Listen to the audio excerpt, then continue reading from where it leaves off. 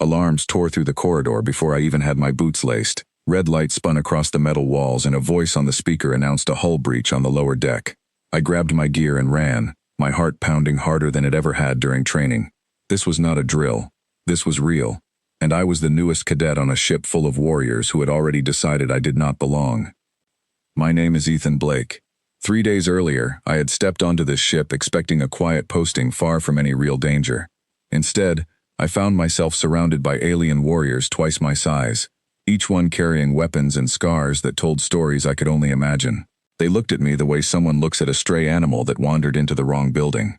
The first to speak that day was a warrior named Korath, a tall being with 4 arms and skin like cracked stone. He stood in the landing bay with his arms crossed, studying me the moment the transport doors opened. "This is what they sent us," he said, his voice low and amused, a boy in a uniform.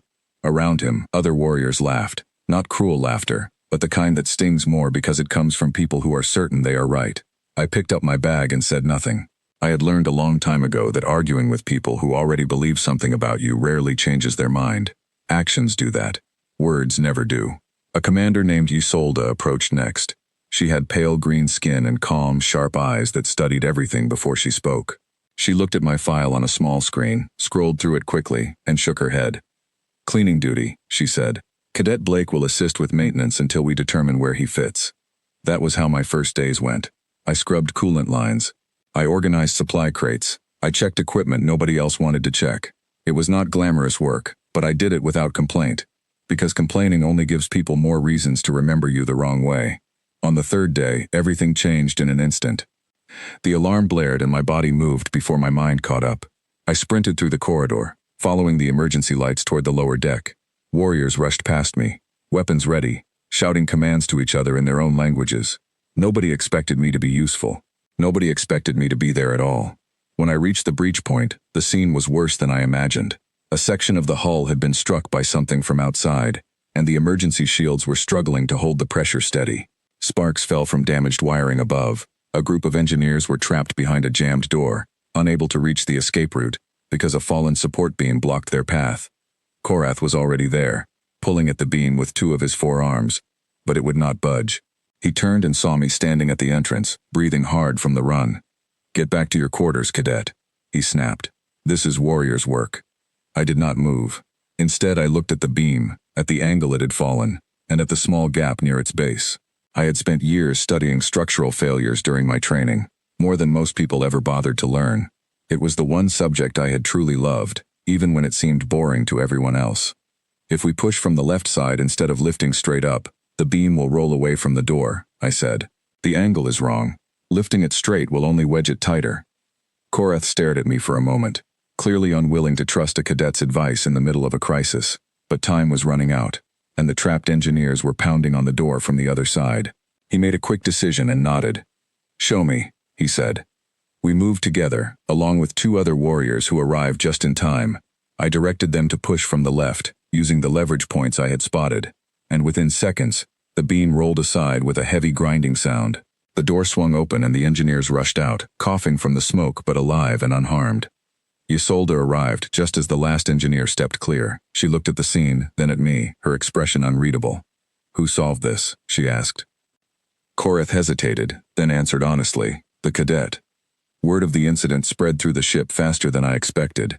By the time I returned to my bunk that night, exhausted and covered in dust, several warriors who had ignored me before were now watching me with quiet curiosity.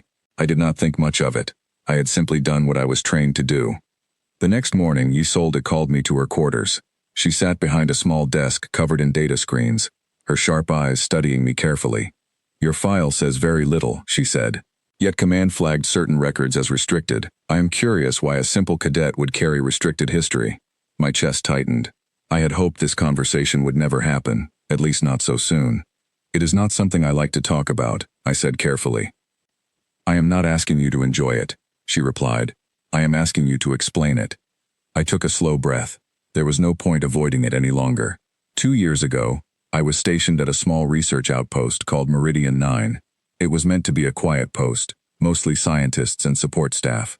One night, a group of hostile raiders attacked the station, hoping to steal experimental technology. Most of the trained defenders were away on a supply run. I was the only one left with any combat training, even though I was barely finished with basic courses. Isolde leaned forward slightly. And what happened? I held the station for 11 hours until backup arrived, I said quietly. I used everything I had learned, every trick, every shortcut, every piece of knowledge about the station's layout. I was terrified the entire time, but I could not let the people inside get hurt. She studied me in silence for a long moment. That report listed the survivor as unnamed for classification reasons. I never expected the same person would arrive on my ship as a lowly cadet. I did not want anyone to know, I admitted. I did not want to be treated differently because of one bad night. I wanted to earn respect the same way everyone else does, through my actions here and now. Isolde's expression softened, just slightly. That explains the beam yesterday. You were not guessing. You were remembering. Something like that, I said. She dismissed me without another word, but something in the air had shifted. By midday, most of the crew already knew the story, though I never told anyone myself. Ships are small worlds, and secrets do not stay hidden long once someone with authority learns them. Korath found me later that afternoon while I was repairing a damaged control panel. He stood nearby for a moment, arms crossed, watching me work in silence. 11 hours alone, he finally said, against raiders with real weapons. At your age. I was lucky, I said. Lucky and stubborn. Warriors on my planet train for decades before facing something like that, he said. Yet you did not train. You simply survived because you refused to stop. I did not feel brave, I admitted. I felt terrified the entire time. I just kept moving because the alternative was worse. Korath nodded slowly, as if turning that thought over in his mind. Perhaps that is real courage, not the absence of fear, but continuing despite it. I did not know what to say, so I simply continued my repair work. He stayed a while longer, then walked away without another word, though the tension between us had noticeably faded. 2 days later, a distress signal reached the ship from a nearby cargo vessel under attack by a hostile force known as the Dren Swarm, a group known for striking fast and disappearing before defenders could organize. Isolde called an emergency briefing, and for the first time since arriving, I was invited to sit among the senior crew rather than stand quietly at the back. The plan was straightforward but dangerous. We would intercept the swarm before they reached the cargo vessel, using our ship's speed advantage to cut them off. A boarding team would need to defend the vessel's control room while the main ship engaged the swarm outside.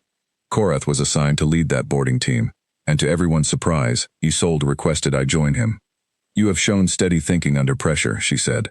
I want someone who can adapt when plans fail, and plans always fail. The journey toward the cargo vessel felt endless, every minute stretching longer than the last. I checked my equipment 3 times, my hands steady despite the nervous energy building inside me. Korath stood beside me in the shuttle bay, quiet and focused, nothing like the warrior who had mocked me on my first day. Stay close to me once we land, he said. Watch the corridors behind us. I will handle what is ahead. Understood, I replied. When the shuttle docked, we moved quickly through the cargo vessel's dim corridors, following emergency lighting toward the control room. The ship groaned around us from the impact of the ongoing battle outside. Twice, we had to reroute around blocked pathways, and each time I offered quick solutions based on the vessel's standard design, knowledge I had studied during my long nights of training when nobody else wanted to bother. We reached the control room just as the swarm's boarding party arrived from the opposite corridor.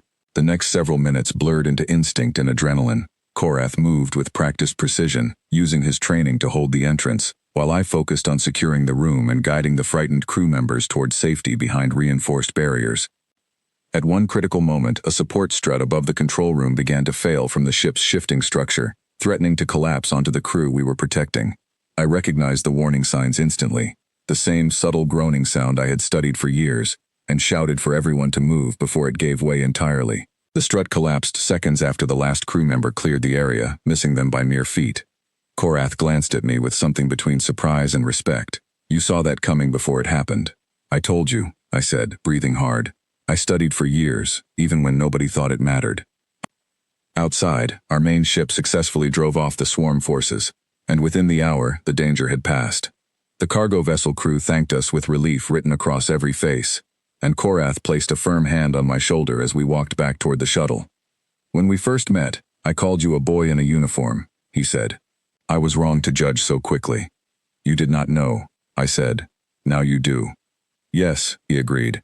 Now I do. When we returned to the main ship, Isolde met us personally at the shuttle bay entrance, an unusual gesture reserved for only the most respected members of the crew. She studied me for a long moment before speaking. "You once told me you wanted to earn respect through your actions, not through old stories," she said. "I believe you have done exactly that." "Thank you," I said, feeling a weight lift from my chest that I had carried since the day I arrived. "There is something else," she continued. "Command has decided to lift the restriction on your service record. Meridian 9 will no longer remain hidden. Word will spread quickly now, whether you wish it or not." I considered her words carefully. Once the idea of my past becoming public would have terrified me, fearing it would change how people treated me, making them see a story instead of a person. But something had shifted inside me over these past few days. "I am not afraid of that anymore," I said. "Let them know what happened. It does not change who I am today, or what I still need to prove every single day I serve on this ship." Isolde nodded, a rare expression of approval crossing her sharp features. "That is precisely the answer I hoped to hear." Over the following weeks, my reputation on the ship grew, not because of Meridian 9, but because of what I continued to do every single day. Warriors who once mocked me now sought my advice on structural weaknesses during missions. Engineers requested my help analyzing damaged systems. Even Korath, who had once dismissed me entirely, began treating me as an equal partner rather than a burden to tolerate. One evening, standing on the observation deck and watching distant stars drift silently past the viewport, Korath joined me quietly, something he rarely did unless he had something meaningful to say. "I have fought beside many warriors throughout my years of service," he said. "Some strong, some skilled, some simply loud about their own greatness. Few have shown the quiet determination you carry every single day. I am still learning," I said honestly. "I still have much to prove." "Perhaps," he replied. "But you already understand something many warriors never learn. Reputation built on old stories fades quickly. Reputation built through daily actions lasts far longer." I smiled slightly at his words, understanding exactly what he meant. The mockery I faced on my first day had never truly been about doubting my past. It had been about doubting whether I could earn my place through what I did next, moment after moment, day after day. Standing there beside a warrior who once called me nothing more than a boy in a uniform, I finally understood that respect was never something given freely. It was something built slowly, through actions too consistent to ignore, until even the harshest doubters had no choice but to acknowledge the truth standing right in front of them. And from that day forward, nobody on that ship ever doubted me again,